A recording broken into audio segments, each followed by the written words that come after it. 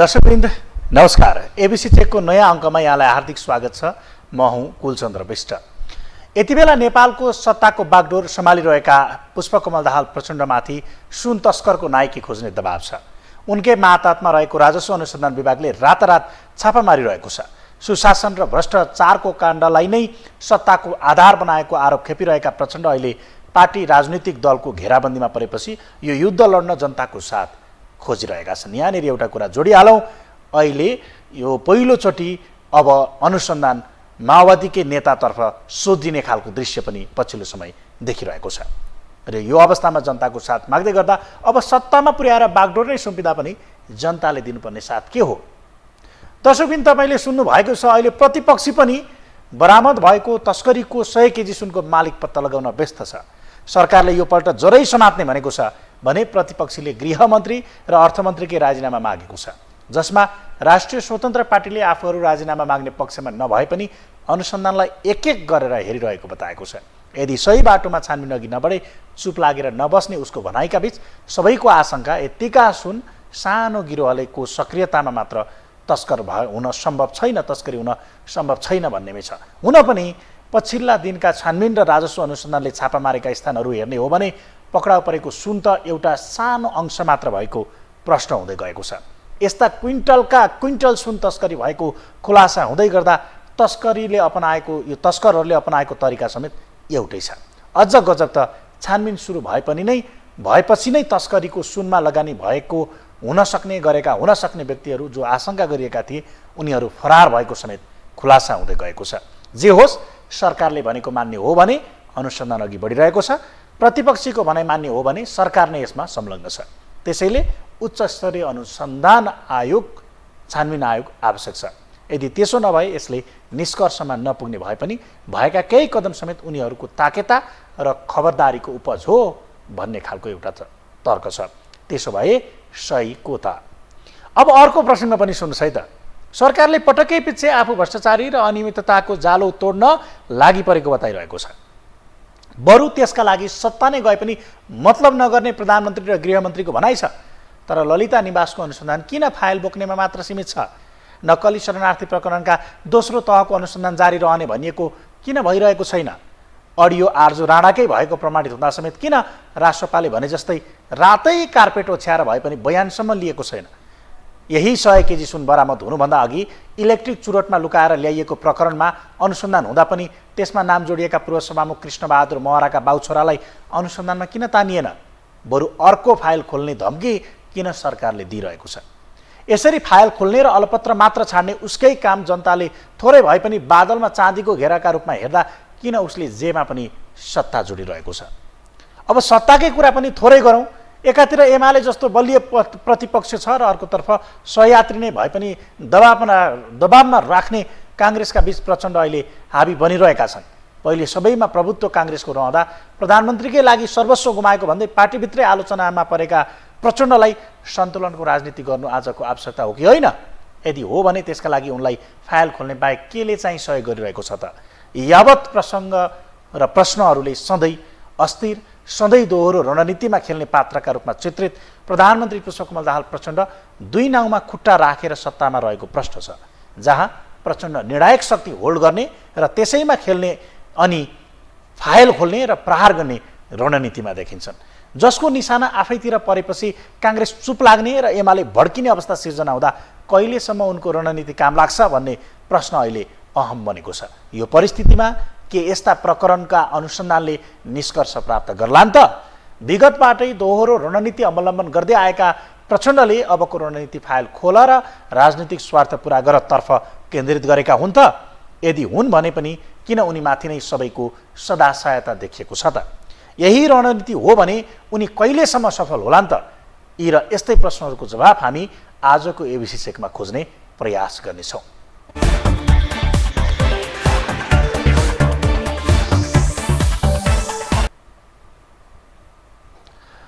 10 वर्षे जनयुद्धताका होस् या शान्तिपूर्ण राजनीति, आफ्नै दुई नेता जुधाएर सधैँ नेतृत्वमा रहेका पुष्पकमल दाहाल प्रचण्ड प्रधानमन्त्री हुँदा समेत यसैको अभ्यासमा छन्। फलत आफ्नो नेतृत्व काङ्ग्रेसले नस्वीकार्ने अवस्थामा एमालेलाई साथ लिएर प्रधानमन्त्री बनेका उनी लगत्तै राष्ट्रिय सहमतिको रटानमा लागेका थिए। उनको यही दोधारे स्वभावकै कारण हुन सक्छ जति बेला पनि फर्केर आउन सक्ने आशामै काङ्ग्रेसले आफैलाई धोका दिए पनि ढोक्सा थापेको थियो भने राष्ट्रपति हत्याउन सफल समेत भयो। लगत्तै अहिले प्रदेशदेखि केन्द्रसम्म निर्णायक शक्तिका रूपमा काङ्ग्रेस उम्मिँदा माओवादी एक थान प्रधानमन्त्रीका लागि सबै थोक गुमाएको अवस्थामा छ। यही अवस्थालाई लिएर उनको सत्ताको आयुमै प्रश्न उठाउँदै आएको एमाले समेत छिट्टै सत्तामा फर्किन सक्ने र नयाँ समीकरण बन्ने आशा समेत देखेको थियो। यता काङ्ग्रेस पनि आफ्नो हातमा रहेको ताला चाबीले प्रचण्डलाई कस्न सकिने आशामै थियो। जसका विरुद्ध सन्तुलनको राजनीति गरिरहेका प्रचण्डले एकाएक नक्कली भुटानी शरणार्थी प्रकरणको फाइल खोलेपछि भने ठुलो सास फेरे, जसमा काङ्ग्रेस र एमाले दुवैका ठुला माछा समातिएको र दबाव कायम राखे त्यसको तार नेतृत्वसम्मै पुग्ने अवस्था देखिँदा प्रचण्ड एकाएक शक्तिशाली बन्न पुगेका हुन्। रुल अफ ल होइन, रुल बाई ल है, कानुनले नठ्याएर शासन गर, विरोधीमाथि कानुन लगा।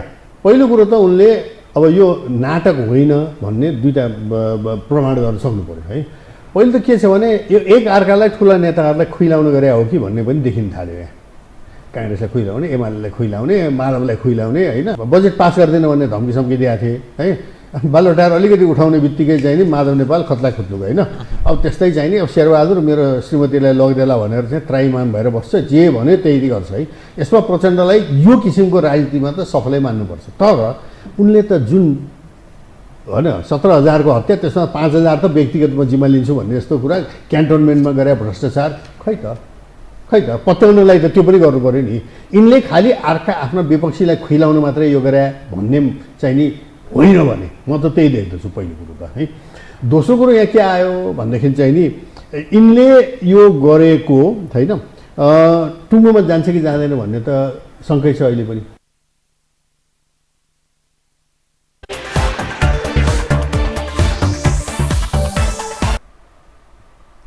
हुन पनि 9 थरीको गठबन्धन सही ट्र्याकमा ल्याउने सवालमा होस् या नीति तथा कार्यक्रममै फेल गराउने प्रतिपक्षीलाई त लगाउन होस् या त संसदीय समिति गठन र प्रधान न्यायाधीश नियुक्तिमा एमाले खोचे थापेका बेला होस्, सडकमा समेत चर्किएको आवाजले पेलिएको अवस्थामा होस्, उनी फाइल खोल्ने कार्य नै उनका लागि सङ्कट मोचन बनेको थियो।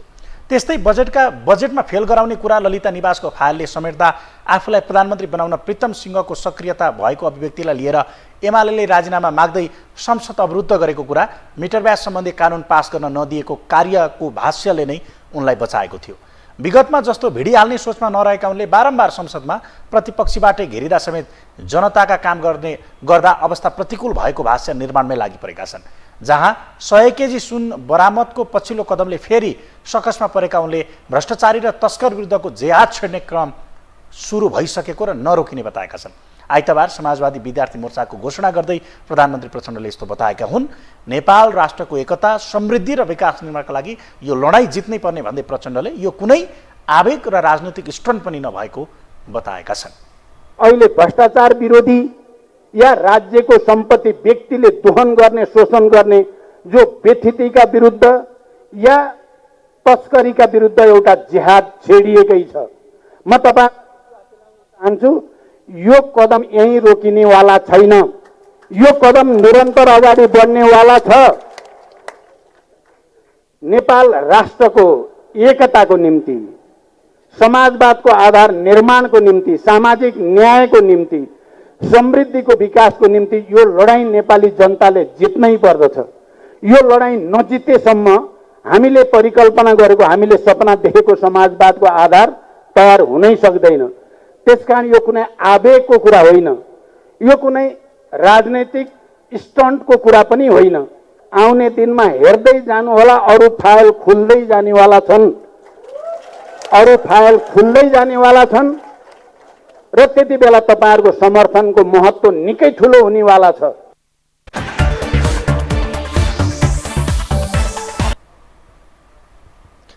जसलाई फाइल खोल्ने र सहयात्री तथा प्रतिपक्षी दुवैलाई तर्साउने मनोदशाले उत्पन्न अभिव्यक्तिका रूपमा समेत विश्लेषण गरिँदा यसअघिका फाइलहरूमा समेत उनको चेतावनी यस्तै थियो।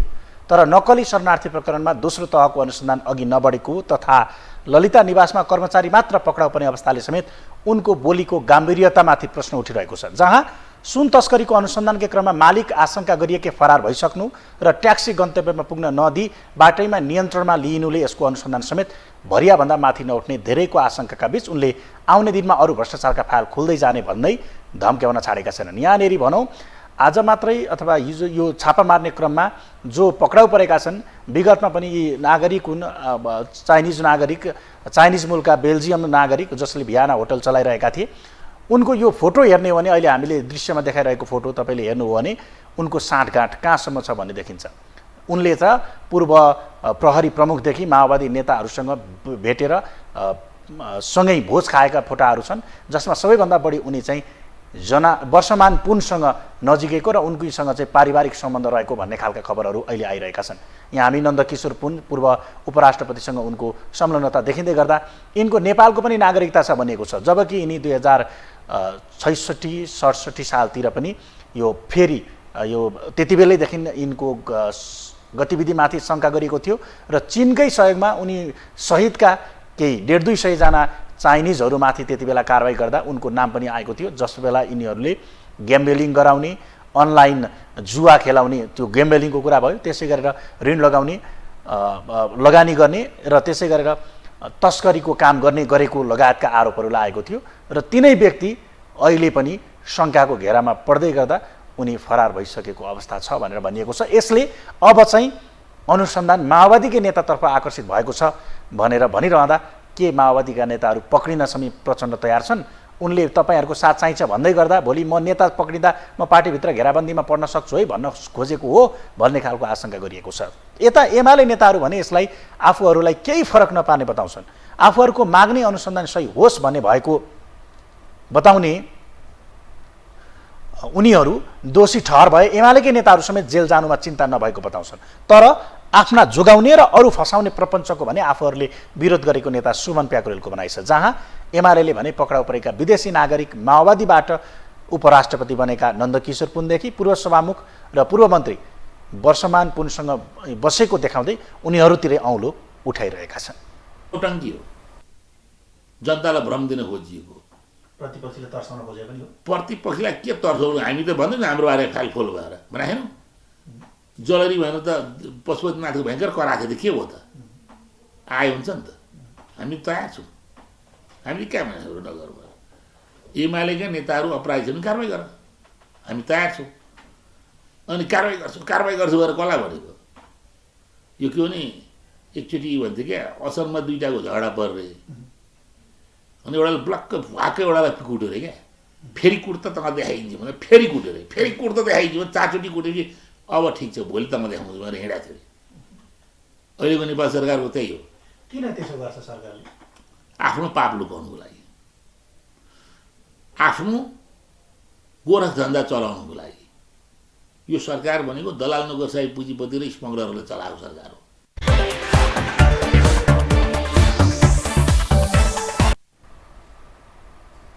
पछिल्ला दृश्यहरूले काण्डहरू अनुसन्धानभन्दा राजनीतिक मुद्दा र अस्त्र बन्न थालेको प्रश्न छ, जसले यस्ता प्रकरणहरूको अनुसन्धान सही दिशामा जाने र निष्कर्षमा पुग्ने सम्भावनालाई कम गराएको छ।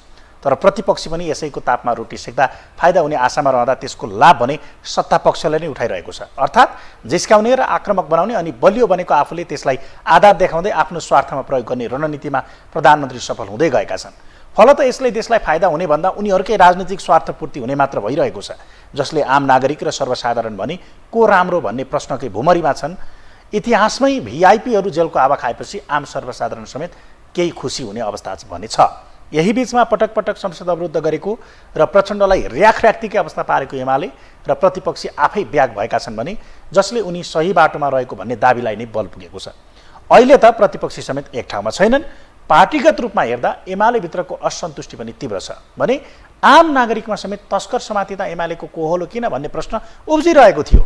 यसअघिका खुलेका काण्डका फाइलहरूमा समेत एमालेको स्टर्न र उसकै नेताहरू पक्राउ परेको उदाहरण समेत ओलीले जुन उदाहरण छ त्यसले अहिले एमालेको यो ओलीको आक्रामकतालाई आशंकाको दृष्टिले हेरिएको छ। अन्यथा आफ्नै नेताहरू पर्न थालेपछि कारबाही गर्न सक्ने अवस्थामा त प्रचण्ड नै पनि छैनन्, अथवा अरू ठुला नेता पढे भने त्यो पनि अनुसन्धान हुँदैन भनेर राजनीतिक विश्लेषकहरू बताइरहेका छन्। यो कनेक्सन अर्थमन्त्रीसँग जोडियो भोलि होइन यो कनेक्सन एमालेका ठुला नेतासँग जोडियो भोलि, यो कनेक्सन माओवादीकै कुनै नेतासँग जोडियो भोलि, अथवा काङ्ग्रेसको ठुलो नेता कोहीसँग जोडियो, गृहमन्त्रीले के गर्नुहुन्छ? केही गर्न सक्नुहुन्छ? गर्छु भने फुइल लगाइदिनु भएको छ। गर्छु भन्नुहुन्छ, उहाँको पुलिसले काम गर्दैन, किन गर्छ? हामीले देखिसक्यौँ त्यो भुटानी रिफ्युजी काण्डमा त जनताले अझै विश्वास किन गर्दैनन् भनेर भन्नुहुन्छ भनेदेखि पक्राउ गर भने मान्छे चाहिँ पक्रिया छैन नि, अझै पनि बयान पनि लिँदैन, छोकै छैन, त्यसमा चाहिँ कागजमा उनै छैन, पुलिसै मान्दैन, अटेरी छ त्यहाँनिर। गृहमन्त्रीलाई टेरी त्यसो किन पक्रिन सकेन? मूल मान्छे त अझै पनि त्यहाँ छैनन् भन्छ त, पब्लिकले त मान्दैन त्यो त।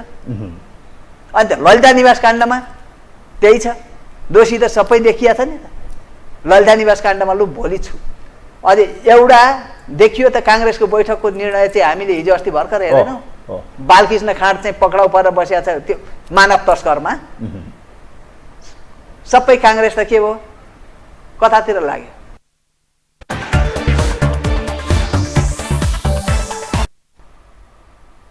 अबको मुख्य प्रश्न त्यो अनुसन्धानको सुई आफ्नै नेतातिर आयो भने के हुन्छ भन्ने खालको छ।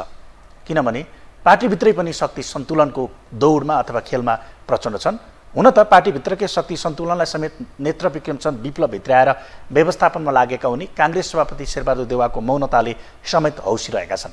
सुन तस्करीमा महराको नाम उछालिएको विषय समेत ललिता निवासमा दिनानाथ शर्माको नाम मुछिनुसँग जोडेर हेरिँदा जनार्दन र वर्षमान पनि घेराबन्दी गरिरहेका छन् र त्यो घेराबन्दीको के आशंका हो भन्ने खालको अहिले दृश्य पनि धमिल देखिँदैछ। र गृहमन्त्री किन घेराबन्दीमा छन् र भन्ने एउटा बाध्यता पनि छ, अर्थात् उनी किन आफ्नै नेताहरू समात्नुपर्ने बाध्यतामासम्म पुग्न सक्छन् भन्ने खालको दृश्य पनि देखिरहेको छ। र कसरी माओवादीभित्रै एउटा तबका चाहिँ त्यसलाई निस्तेज पार्न लागि परेको छ भन्ने खालको धुमिल दृश्यहरू अहिले देखिन थालेका छन्। यसले अनुसन्धान कतातिर अगाडि बढ्छ प्रश्न त्यहाँ छ, जसले पार्टीभित्र र बाहिर देखिएको यो परिस्थितिलाई समेत जनताका लागि काम गर्दा भएको अवरोध र अनुसन्धानको निष्कर्षमा पुर्याउन नदिने खेलकै भएको भाष्य निर्माणमा प्रचण्ड लागेका छन्। तर त्यो जुन भाष्य बनिरहेको छ त्यो भाष्यका लागि आफ्नै पार्टी पनि जिम्मेवार छ र पार्टीभित्रबाटै मैले अनुसन्धान गर्न सकिरहेको छैन है, भरि लहरो तान्दा पहरो थर्किने रहेछ, त्यो पहरो थर्किँदा म आफै धरापमा पर्ने रहेछु भन्ने खालको अवस्था कहिले गर्छन् अथवा त्यो प्रष्टीकरण कहिले दिन्छन् भन्ने अर्को प्रश्न छ। विरोध त तपाईँको जब भ्रष्टाचारीको केसमा एक्सपोज हुँदै गइसकेपछि, बदनाम हुँदै गइसकेपछि तपाईँको चाहिँ आरोपको लागि आरोप लगाउनका लागि चाहिँ गृहमन्त्रीका विरुद्ध आरोप लगाइरहेको छ। यसको कुनै तथ्य र सत्यताको कुनै अर्थ र औचित्य छैन। त्यस कारणले गर्दाखेरि मैले सुरुमै भने नि अब यस्ता कुराको चाहिँ खण्डनको कुनै अर्थ र औचित्य छैन। स्वयं आफै एक्सपोज हुँदै गइरहेको छ। जति भ्रष्टाचारको केस बढ्दै जान्छ उति गृहमन्त्रीको विरोध हुन्छ, उति प्रधानमन्त्रीको विरोध हुन्छ। यो त डायलिटिस हो नि, त्यो त स्वतः त्यो रिफ्लेक्ट त त्यो भइरहन्छ। भ्रष्टाचारका विरुद्ध जति एट्याक हुँदै जान्छ, जति एक्सपोज हुँदै जान्छ, जति कानुनी दायराभित्र पर्दै जान्छ उति चाहिँ के अरे भ्रष्टाचारका प्रवृत्तिबाट चिन्तनबाट ग्रसित भएकाहरूबाट चाहिँ कुनै न कुनै कोणबाट विरोधका भोइसहरू आइरहन्छ। अब यसको तात्पर्य चाहिँ विधि प्रक्रियामा मिस्टेक त गर्नु हुँदैन हैन, विधि प्रक्रियामा मिस्टेक कानुनी रूपले छानबिन गर्ने कुराहरूमा कानुन उल्लङ्घन पनि गर्नु हुँदैन चाहिँ, कानुनी रूपले निष्पक्ष र स्वतन्त्र ढङ्गले छानबिन पनि गर्नुपर्छ। विधि फलो गर्नेहरूले त्यसलाई दृढतापूर्वक पनि गर्नुपर्छ। कतिपय त सिस्टममा त्यो विधि प्रक्रियामा आग्रह पूर्वाग्रह आदि कुराले चाहिँ पनि विवाद पर्दैन भनेर भन्न नमिल्ला, त्यस्तो पनि पर्न सक्छ।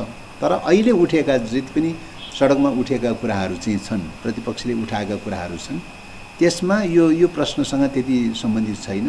जब भ्रष्टाचारको केसमा एक्सपोज हुँदै गए तब यो छटपट्टिबाट के गर्ने त भन्दाखेरि चाहिँ जथाभावी जता पाए त्यही चाहिँ मिलोस् नमिलोस्, तर्क मिलोस् नमिलोस्, तथ्य मिलोस् नमिलोस्, त्यत्तिकै चाहिँ तपाईँको आरोप लगाउने ढङ्गले चाहिँ उठाइएको कुरा बाहेक चाहिँ सत्यता र यथार्थता केही पनि छैन।